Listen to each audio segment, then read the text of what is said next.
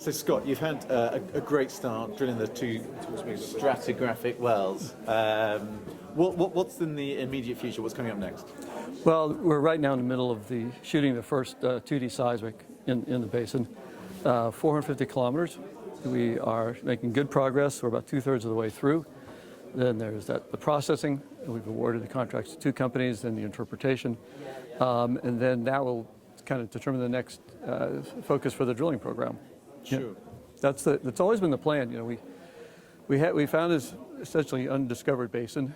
We felt that we needed to know, what's in it before we, make that step of shooting the seismic.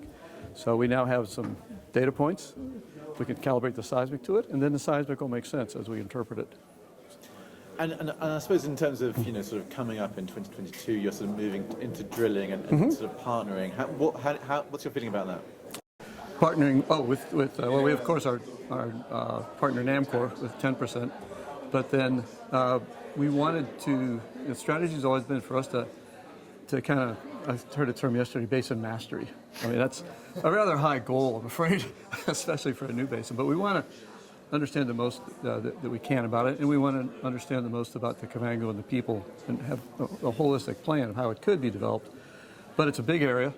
We're not arrogant enough to think we can do that all ourselves, and so we would start having discussions with potential partners, certainly after we have the seismic and kind of have that maybe first step to basin mastery. Sure. And in terms of sort of drilling wells, do you have any idea about how many wells, sort of locations as yet?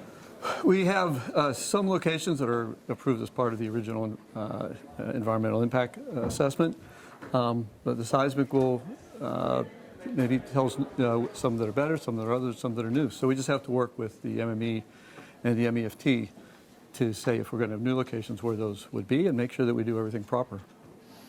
And in terms of, I suppose, the sort of the ESG, I mean, obviously, as you've made sort of commitments to that, how is that going down? I mean, what's your sort of relationship with the local communities?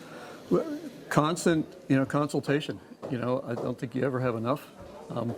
One thing that we've been very dedicated to from the beginning is to make sure that Reconnaissance Energy Namibia, which is the affiliate that, is on the ground, is staffed 100% with folks from Namibia, folks from the region, and the emphasis on the Kavango, so that communication is from people who live here and will continue to live here.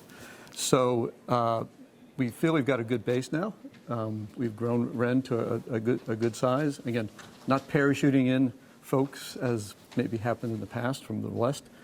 We have to hire the good people that we can, and others we're going to train.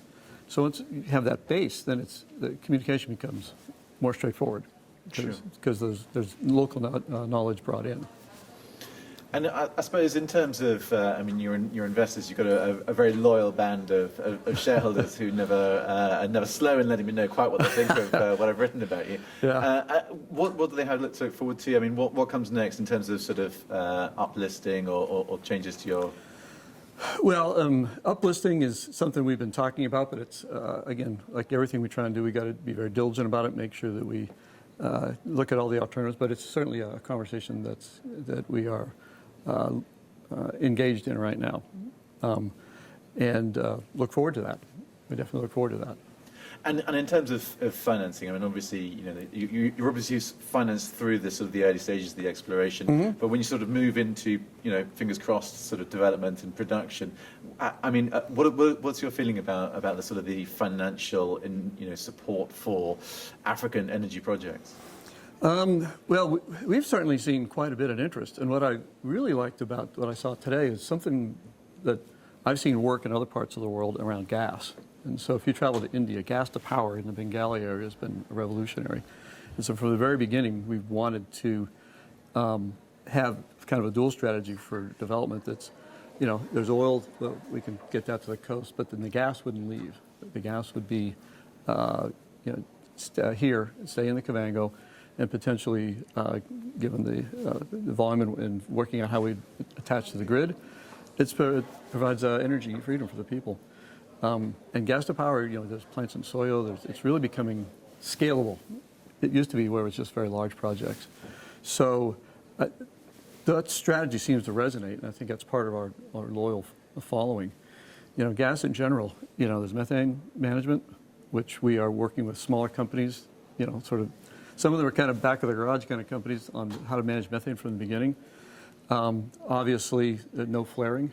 We have to make sure even as we come in for drill stem tests that there's no flaring. And for me, as a technology guy, I find that really exciting, right? So we have the chance to start with a clean slate. It's hard to clean up old dirty wells. I've tried. It doesn't work. But I think that overall strategy of a market that needs oil and gas, from like we heard today, energy independence, a potential, revenue stream from the oil and a power stream from the gas, I think that resonates pretty well. And thankfully we have the technology to do that these days. And I suppose one of the interesting things that we've seen about Namibia is obviously there's a lot of interest going into the offshore. And what is how do you find Namibia as a sort of an environment, as a sort of investment destination? We find it fantastic. You have to get to know people. You have to spend the time. But the petroleum laws are, I think, as good as any I've seen around the world. They're very straightforward. It's a country that has environmental protection built into its constitution, and that comes out from the very beginning when you start working with the agencies. But the infrastructure has been very good. I think it's a great place to invest in. We hope to bring more folks and show the success that we've had in Namibia. Fantastic. Thanks so much, Scott. Sure. Much appreciated. Thank you.